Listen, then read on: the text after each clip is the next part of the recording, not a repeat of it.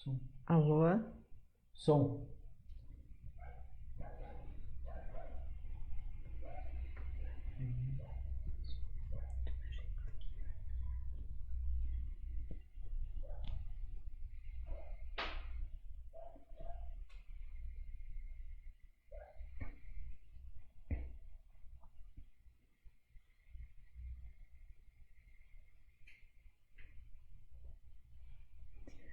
Uma boa noite a todos os amigos, irmãos, irmãs que nos ouvem.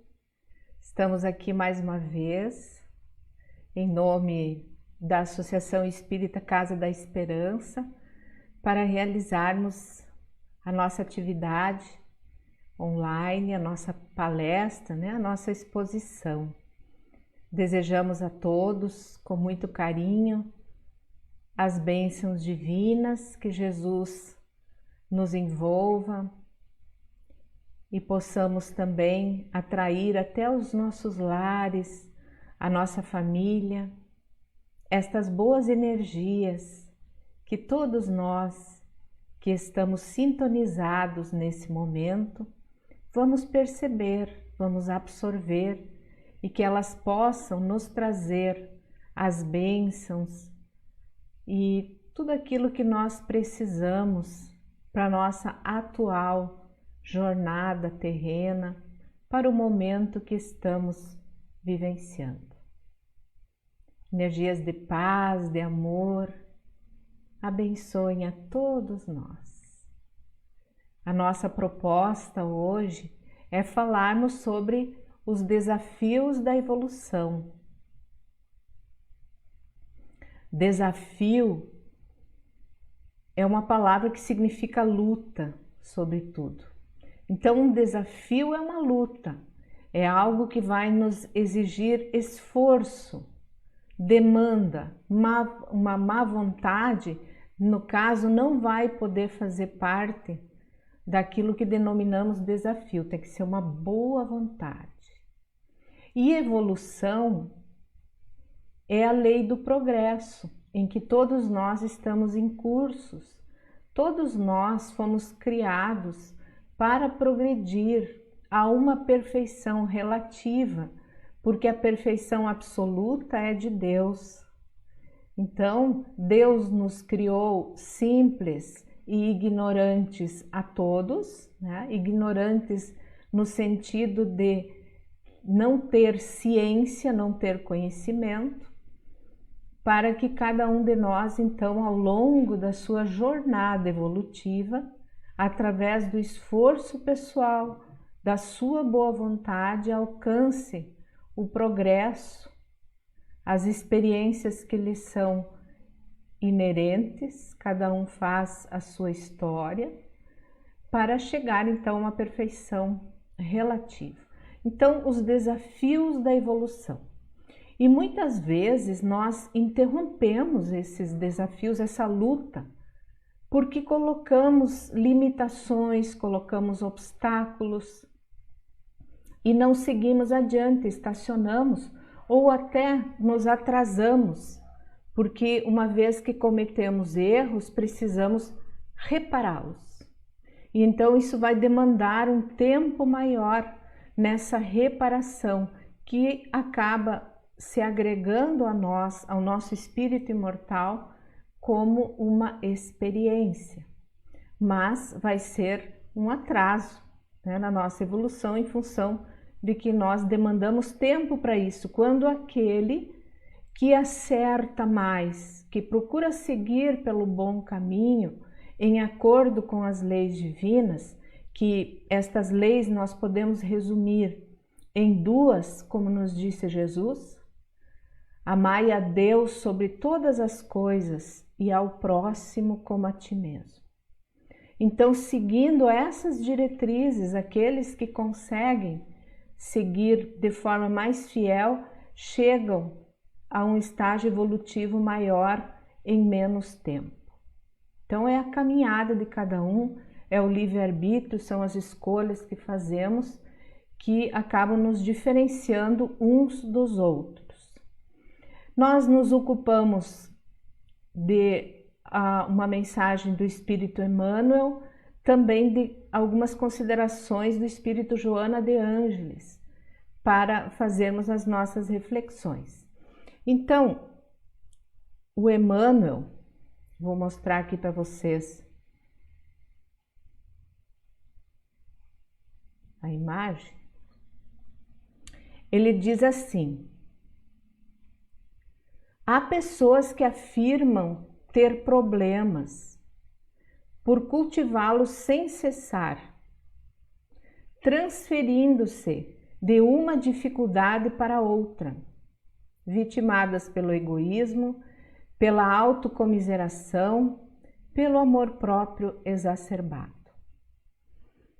Então, aí está uma faixa de problemas que podem, digamos assim, limitar a nossa evolução. São aquelas pessoas que dizem ter problemas e cultivam eles sem cessar, transferindo-se, como ele diz, de uma dificuldade para outra. Eles não solucionam uma e já estão noutra. Vitimadas pelo egoísmo, porque o ego acaba levando a atitudes que não são, digamos assim, as melhores. A gente vai então buscar coisas que dizem respeito somente a nós, no âmbito do material, do consumismo, enfim, do egoísmo mesmo, fugindo aquela lei que citamos antes, de amar ao próximo como a si mesmo. Então acabamos trazendo mais problemas para nós, né? Autocomiseração quer dizer a pessoa se sente assim vitimada, ela é injustiçada, então ela se coloca numa posição também que não lhe confere um avanço na sua caminhada evolutiva, porque ela está numa posição de queixume, de vítima. Ela não toma posse da sua vida, do seu andar, não se responsabiliza. Então isso acaba aumentando a faixa de problemas dela. E por um amor próprio exacerbado, ou seja, o ego inflado, né, que leva a uma vaidade, a questões assim de achar que sempre tem razão em tudo, e mesmo que auxílio chegue e alguém queira ajudá-la, ela não vai aceitar, porque ela acha que ela dá conta, né? Então ela não consegue sair daquele processo de dificuldade em que ela mesma se coloca. Depois nós vamos, ele segue, né, o Emmanuel dizendo, tem aqueles também que têm problemas e não se encontram dispostos a enfrentá-los, a solucioná-los, esperando que os outros o façam, porque se consideravam isentos de acontecimentos dessa ordem, negando-se mesmo sem o perceberem a mudança de estágio evolutivo. Então, o que o Emmanuel está aqui nos dizendo? Tem aqueles que têm problemas, né? Eles não inventam, eles têm. Mas eles não se encontram dispostos a enfrentá-los e a solucionar. E sempre encontram também culpados. A responsabilidade da situação em que a pessoa está é sempre dos outros ou de alguma circunstância, situação que levou a tal caso, né, que ela está agora. E espera que os outros resolvam esse problema para ela. Então ela não segue adiante, ela não se esforça, ela não faz a boa vontade, ela não tem o livre-arbítrio para seguir adiante no seu caminho evolutivo, porque ela acha que não merece aquilo que lhe aconteceu. Na mente dela, ela é uma vítima também. Então, o problema está posto, é real, mas ela nega-se a enfrentá-lo, inclusive, muitas vezes nega para os outros que tenha esse problema, pode ser até uma doença. Então ela segue, de alguma forma, como diz o Emmanuel, nega-se e nem percebe que ela está interrompendo aí um estágio evolutivo que é para ela ir além, solucionar aquele problema ou a cura da doença, enfim, levaria ela a um patamar evolutivo maior, né? Uma mudança de vida. Adiante, o Emmanuel vai nos dizer que outros ainda há que vivem sob problemas, preservando-os mediante transferências psicológicas continuadas, assim adiando as soluções no tempo e no lugar, ignorando-os e ignorando-se.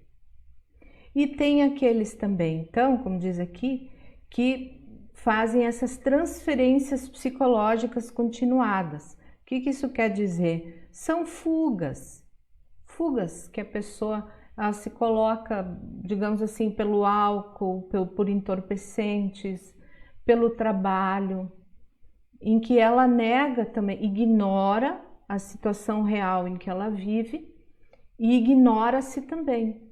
O autoconhecimento ela não tem. Então, muitas vezes ela assume personalidades que não lhe dizem respeito, são aparências.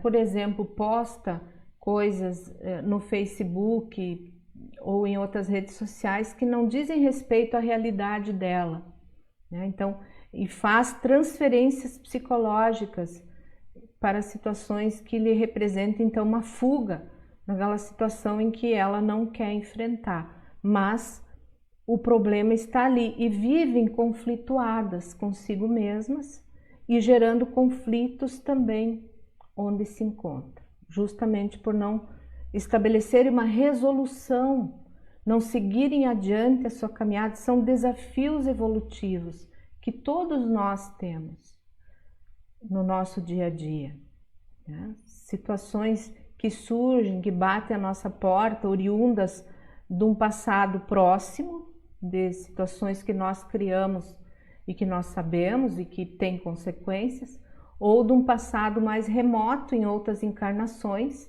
e que surgem também requisitando uma resolução, né? Mas são nossos problemas, são nossos.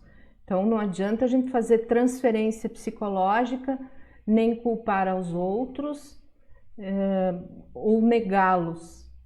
Os problemas, a gente precisa enfrentá-los e resolvê-los da melhor maneira, procurando inclusive recursos aqui na Terra que possam nos ajudar.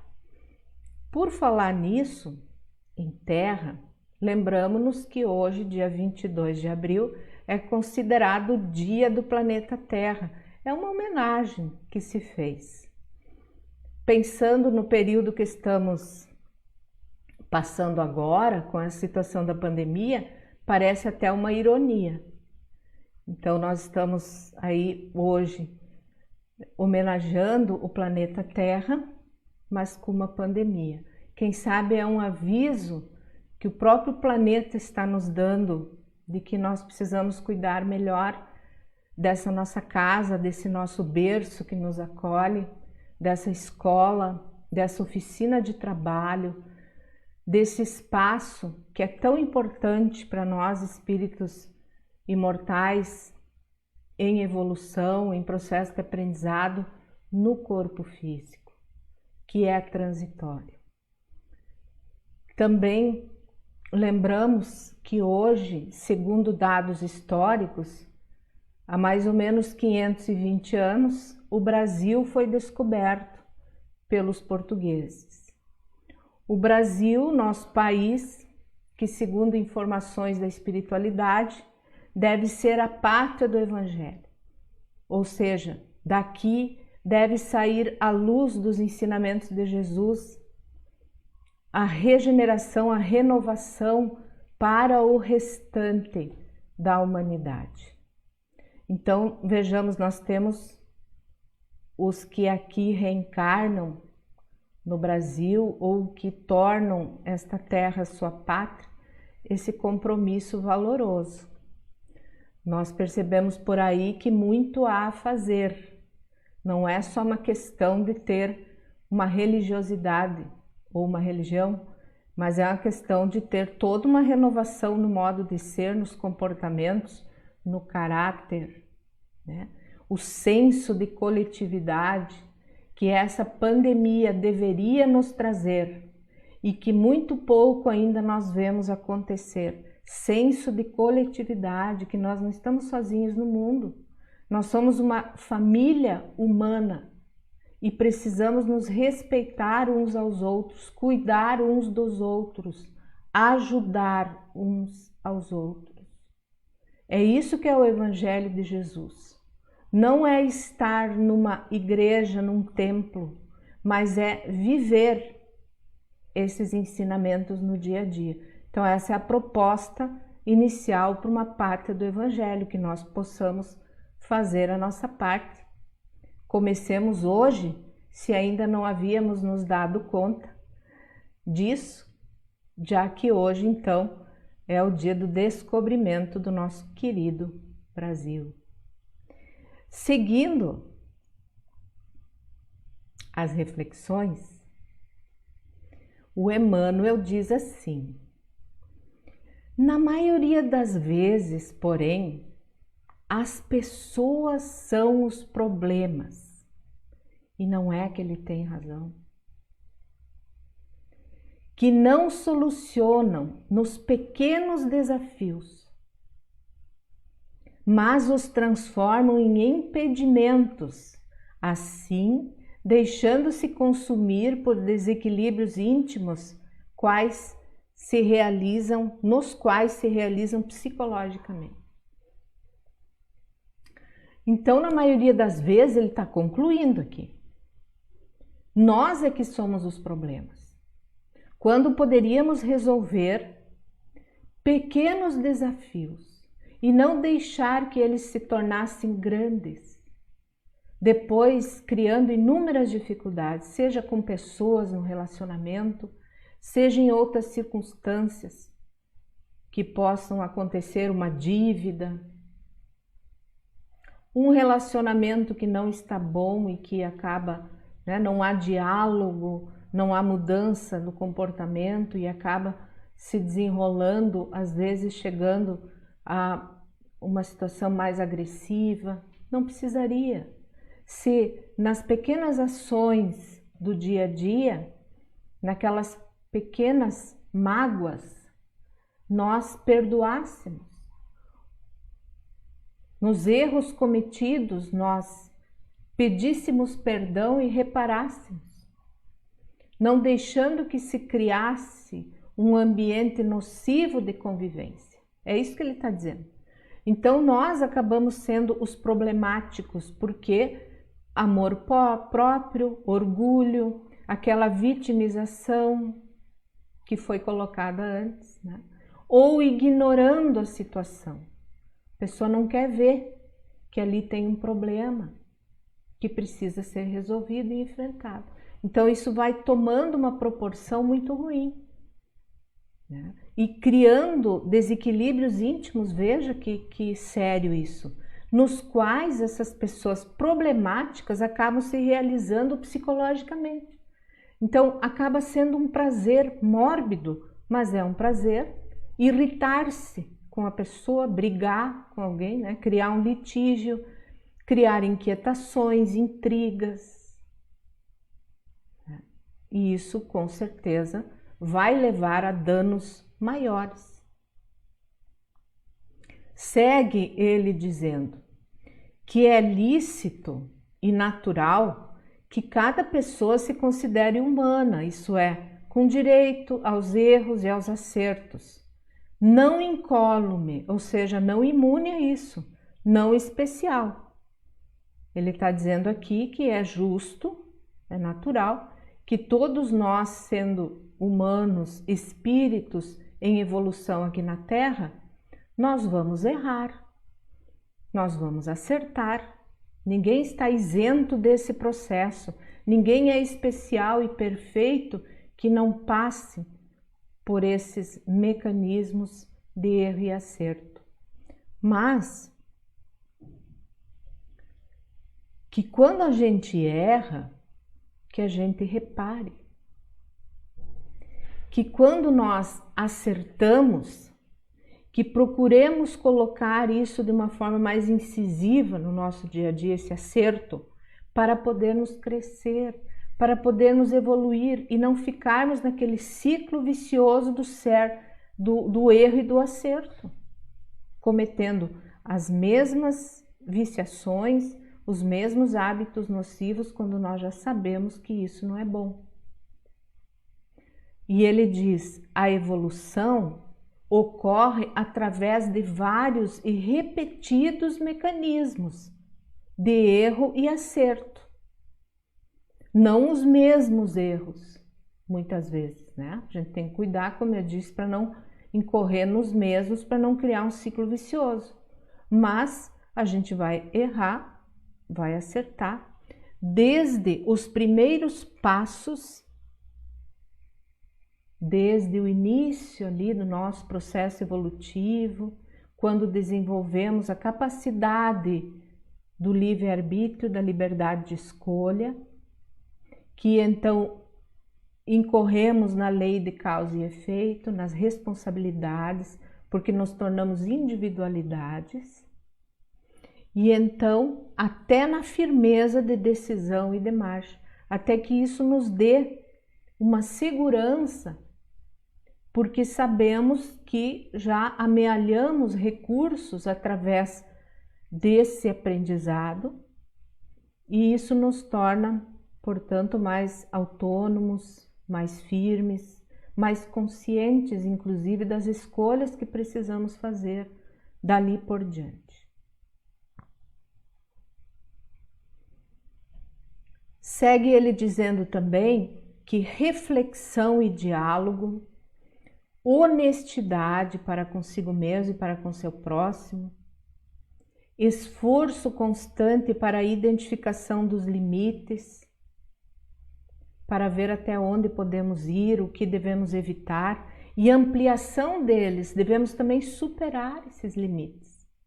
Constituem assim terapias e métodos para transformar os problemas em soluções, as dificuldades em experiências vitoriosas, crescendo sem cessar.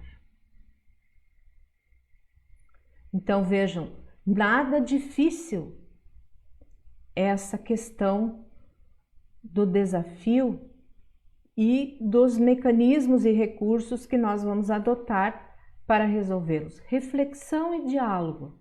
Honestidade para consigo mesmo e para com o outro, esforço constante para perceber nossos limites e também a coragem para superar essas limitações. São terapias, são metodologias para que nós possamos encontrar soluções para os nossos problemas, para as dificuldades, transformando-as em experiências vitoriosas. Vitoriosas sobre quem? Sobre nós mesmos, sobre as nossas dificuldades. Então nós vamos angariando essa segurança na marcha, como ele diz, e crescemos sem cessar, adiante, vamos evoluindo. E finaliza assim a sua reflexão dizendo: o ser psicológico amadurecido ama e confia, fitando o alvo e avançando para ele, sem ter nem ser problema na própria trajetória.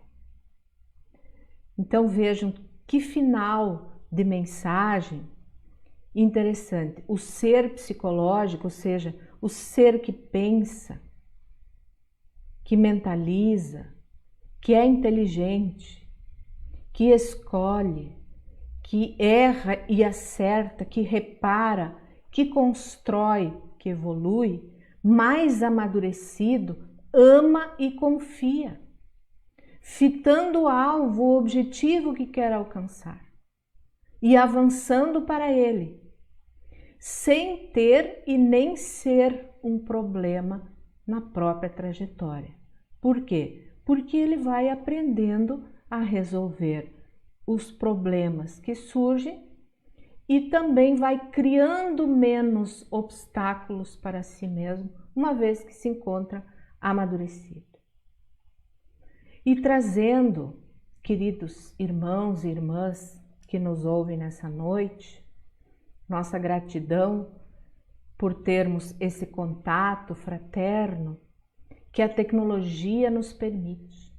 E nós temos que agradecer a todos aqueles que se sacrificaram e ainda se sacrificam em prol da ciência e do avanço do nosso planeta.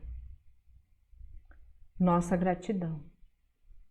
Nós queremos também trazer a contribuição do espírito Joana de Ângelis em algumas reflexões numa obra que se chama Triunfo Pessoal. Vou mostrar aqui a obra. Triunfo Pessoal, psicografia do espírito, do médium Divaldo Pereira Franco.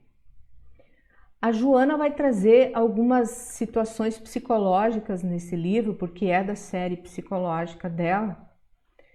E nesse trecho que nós vamos ler aqui, ela vai falar de algo assim que acomete quase que a humanidade inteira, que é a ansiedade.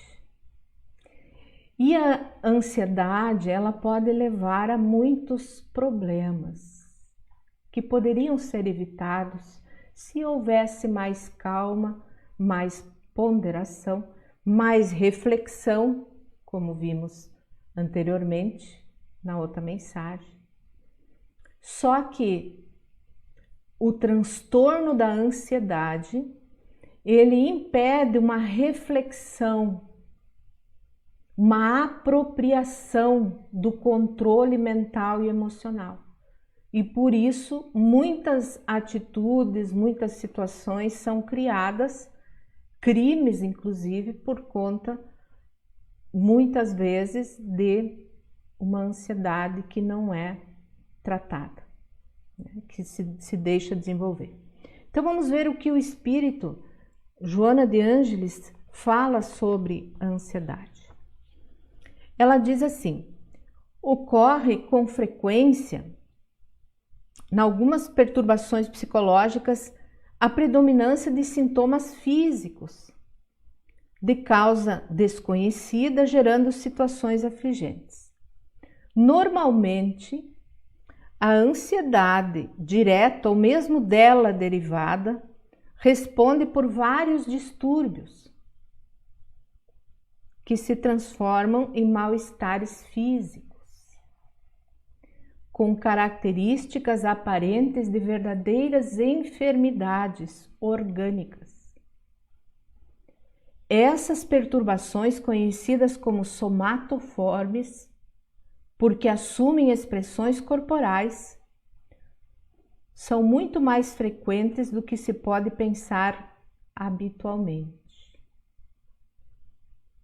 Pessoas ansiosas transformam inconscientemente esse estado de espírito em uma perturbação que lhes assume a forma de doença física, por cujo mecanismo transferem a inquietação emocional para o sofrimento que pensam ter uma origem orgânica. Então vejamos, aquelas pessoas que buscam os consultórios médicos por conta de várias dores e que fazem exames e não encontram, o exame não mostra nenhum problema físico e o médico diz: você não tem nada. Só que não é bem assim, elas têm uma inquietação profunda, são conflitos íntimos, são aqueles problemas que não foram enfrentados, que foram ignorados, que foram transformados, né, em fugas psicológicas. Os problemas que procuramos sempre justificar como as causas serem os outros ou as circunstâncias ao nosso derredor, mas nunca uma reflexão pessoal. Então isso vai somando e vai somatizando, ou seja, soma, corpo físico. São as chamadas doenças psicossomáticas e que vão trazer os sintomas, porque são de ordem psicológica, mas que não aparecem ainda no soma, por isso o exame não registra. Mas ao longo do tempo, o corpo físico vai absorver alguma enfermidade, que é o que ela vai dizer mais além.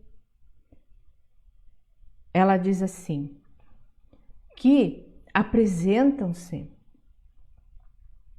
sob vários aspectos e podem ser classificadas como hipocondria. Uma pessoa que tem mania de doença, ela acha que está sempre doente, mas é um conflito pessoal, no qual o paciente está convencido de sofrer de uma enfermidade grave que o infelicita, procurando sempre soluções médicas e reagindo à lógica da procedência psicológica da mesma.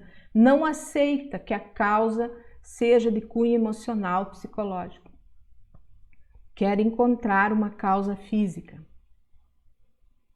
Então, nesse caso, o paciente assimila com bastante facilidade as doenças de que ouve falar e passa então no quadro da sua ansiedade e desconforto íntimo a experimentar os sintomas que caracterizam o quadro enfermiço. E então, o que pode começar a aparecer? Úlceras gástricas, problemas cardíacos, hipertensão, porque é um estado de espírito psicológico, um estado de ânimo que está sempre sob uma iminência de um ataque, porque é assim a substância que é liberada, o cortisol, ele é substância liberada quando a pessoa se sente com medo, está aflita, como algo que vai acontecer. Então ela está sempre na iminência de ficar doente, nesse caso, né? Gera ansiedade e que vai então causar o dano físico. Primeiro o sintoma, depois aparece a doença. Então, amigos, a gente percebe que essa questão do pensamento, do nosso comportamento, das nossas emoções, que fazem parte daquilo que nós somos, que é o espírito, vão interferir na nossa saúde.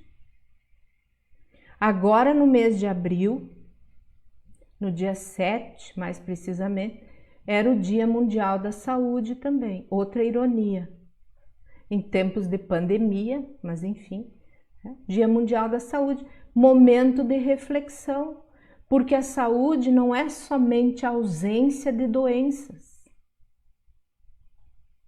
Não é. A saúde é um bem-estar físico, sim, mas também mental, social e espiritual. Então, estas coisas têm que estar associadas para nos trazer uma qualidade de vida. E isso gera saúde. Se nós temos um relacionamento difícil com alguém, familiar ou profissional, é óbvio que se nós não resolvermos esse desafio evolutivo, esse relacionamento difícil, nós vamos acabar doentes. E é o que se vê muito por aí, muitas depressões também têm essa origem, por causa dos conflitos com as pessoas, consigo mesmas, porque não estão de bem com a vida, não gostam do que fazem, mas vamos resolver então essas situações. Não adianta empurrar com a barriga, como se diz, nós precisamos resolver, o problema está posto, não adianta ignorar. E aí surgem as doenças, óbvio que isso vai desembocar em alguma situação afligente, seja de cunho psíquico ou orgânico. Então a saúde, ela é esse complexo, nós somos um ser integral. E essa questão do relacionamento com os outros está dentro da saúde social, né? Saber conviver para justamente não enfermar.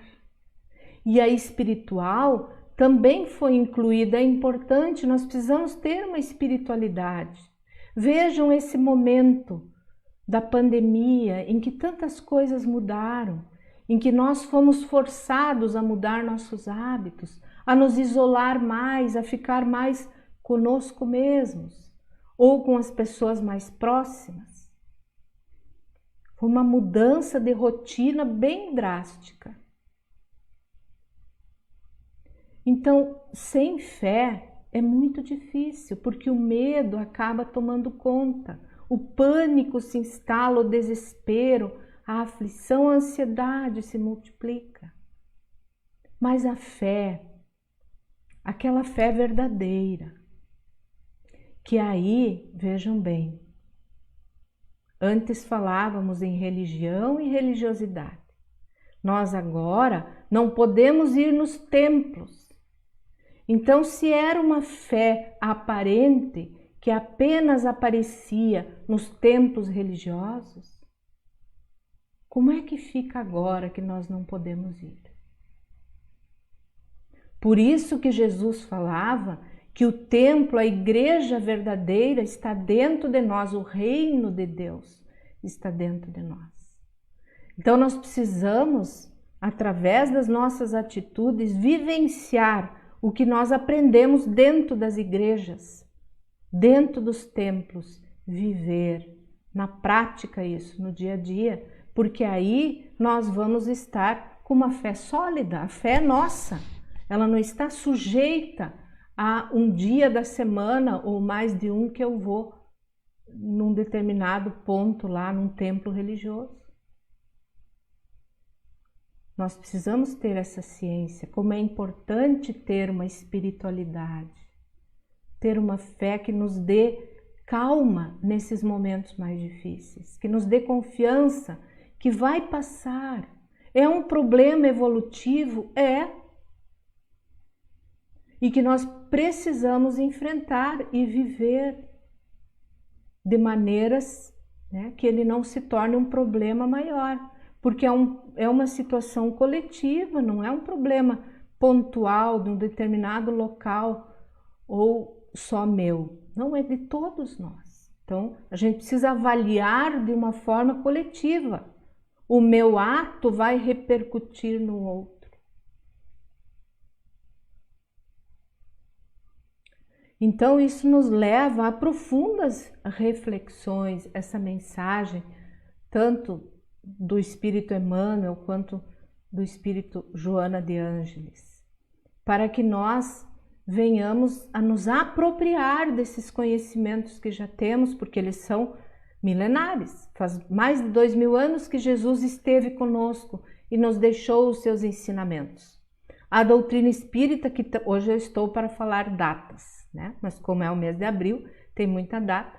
Também no dia 18 comemorou 163 anos do lançamento, o primeiro lançamento do Livro dos Espíritos. Teve depois uma segunda edição mais ampliada, mas a primeira edição foi no dia 18 de abril de 1857, que também nos traz, então, os conhecimentos ou ensinamentos de Jesus de uma forma raciocinada, mais compreensível, e que a nossa fé, então, pode se tornar mais sólida, porque entende que tudo tem uma causa, que é útil, que é justa, necessária para nós e que vai nos levar sempre ao progresso. Depende muito do nosso comportamento, mas Deus é justo e bom, disso nós não podemos negar. Então, agora, finalizando, nós gostaríamos de passar um vídeo do nosso amigo orador, benfeitor, Haroldo Dutra Dias. Vamos ouvi-lo e depois comentamos mais um pouquinho. O que mais se ouve hoje em dia é as pessoas se queixando, quase que desistindo de serem boas. Porque ser bom parece não trazer mais nenhum benefício, nenhum resultado. Vivemos num mundo em que o egoísmo se alastrou com tanta força, em que o orgulho cresceu de uma maneira tão grandiosa, que muitas vezes ser honesto, ser bom, fazer o bem, é quase sinônimo de tolice. Porque o mundo virou o mundo dos espertos, dos estrategistas, daqueles que agem à escondida, com planos, sempre com segundas e terceiras intenções, e muitas vezes com o aplauso das multidões. No entanto, quando olhamos com o olhar espiritual, nós sabemos que a justificativa da bondade está na nossa essência. Diz uma história zen budista que um mestre caminhava com seu discípulo pelas margens de um rio.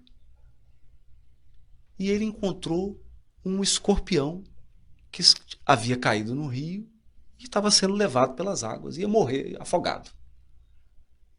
O que o mestre fez? Pegou o escorpião, tirou da água, colocou na margem. Quando ele colocou o escorpião na margem, ele picou a mão daquele mestre. E aí o discípulo olhou para aquilo e falou assim: mas mestre, que loucura é essa? O senhor não sabe que é da natureza do escorpião picar? Ele virou para o discípulo e falou assim: você não sabe que é da minha natureza ajudar? A questão é que, por sermos espíritos imortais, por sermos filhos de Deus, que é suprema bondade e suprema inteligência, nós não conseguimos viver se não formos bons. Se nós não perdoarmos, adoecemos. Se nós não exercermos a bondade, sentimos tédio. Se nós não formos fraternos, vamos sofrer de solidão e depressão. O que acontece no mundo, exceção feita dos casos clínicos, que realmente precisam de um remédio, de um acompanhamento médico, é lógico, inclusive psiquiátrico, mas exceção feitas a esses casos, há muitas pessoas experimentando solidão, depressão, amargura, rancor, tédio, porque não estão desenvolvendo os seus potenciais de inteligência e de bondade. Felicidade não é o que nós acumulamos. Felicidade é o que nós compartilhamos. Nós sabemos disso. Que adianta um banquete maravilhoso num castelo se você estiver comendo sozinho?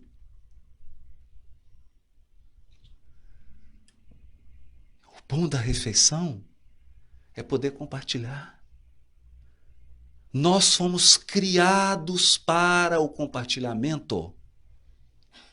Nós fomos talhados para a bondade. É por essa razão que no Evangelho segundo o Espiritismo, Kardec escreve um item maravilhoso: o homem de bem. E descreve todas as virtudes que eram possíveis serem colocadas naquele momento sobre o homem de bem. E ele finaliza dizendo: é claro que o homem de bem tem mais virtudes, mas aquele que tiver essas está no caminho de adquirir as outras. E nós olhamos para aquele item do homem de bem e imaginamos que se trata de um super-homem ou de uma mulher maravilha. Mas, na verdade, aquele somos nós. Esse é o nosso DNA. Porque nós somos filhos de um Criador que é inteligência suprema e que é bondade suprema. É a nossa natureza. Não dá para negar. O Espiritismo é consolador prometido, porque ele nos dá condições de desenvolver esses potenciais. Então você será bom, porque a bondade é a única coisa que permanece para sempre.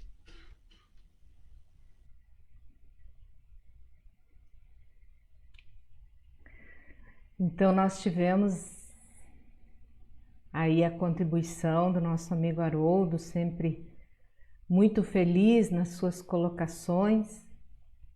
Esperamos que os amigos tenham conseguido acompanhar, ouvir. E ele então fala, né, para concluir também a nossa reflexão, que se nós não perdoarmos, nós vamos adoecer. Se nós não formos mais fraternos, se nós não fizermos o bem, nós vamos cair em tédio, em depressão, em vazio. E que nós precisamos então desenvolver as nossas potencialidades, porque elas estão em germe em nós. Porque nós somos uma centelha divina. Então as potencialidades estão em germe em nós e nós precisamos desenvolvê-las através da inteligência, do raciocínio, refletindo, buscando soluções para nossos problemas. Por isso nós somos inteligentes, diferente das outras espécies vivas. Nós temos inteligência. E através da bondade, das virtudes, tornando-nos pessoas melhores. Então, a espiritualidade nos ajuda nesse sentido. Ele citou ali a doutrina espírita como sendo o consolador prometido por Jesus, que viria nos trazer mais informações que ele no momento não poderia dar, nos explicar de uma forma mais clara tudo, né? E que ficaria eternamente conosco, porque é um conhecimento que nós vamos adquirir, nós vamos amealhar, e é uma aquisição nossa, vai ficar eternamente conosco. E ele nos ensina, o Consolador prometido, o Espiritismo, a sermos bons. Porque o lema da doutrina espírita, para quem não sabia ainda, vou informar, e para aqueles que sabem, vamos praticar, é: fora da caridade não há salvação. Fora da caridade, do bem, não há educação do espírito, das pessoas, da humanidade, não há solução econômica, não há equilíbrio político, não há saúde sem caridade. A salvação quer dizer tudo isso. E, finalizando, sem caridade não há evolução. Então, queridos, que as bênçãos divinas estejam junto a todos nós, abençoando também a nossa família, onde quer que se encontre, também aqueles que já partiram para o mais além, mas que continuam suas vidas, possam também receber essas bênçãos de esperança, de coragem, de luz. E nós que aqui nos encontramos, ainda em trânsito pela Terra, que esse conhecimento possa nos impulsionar mais além, para fazermos o bem que nos cabe e usarmos a inteligência para o nosso progresso e para o progresso daqueles que conosco transitam.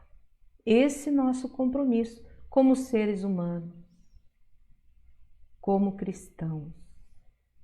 Muita paz envolva todos nós, que as nossas águas que junto colocamos para receberem estas boas energias que a espiritualidade muito amada, muito amiga, sempre dispõe a nos colocar,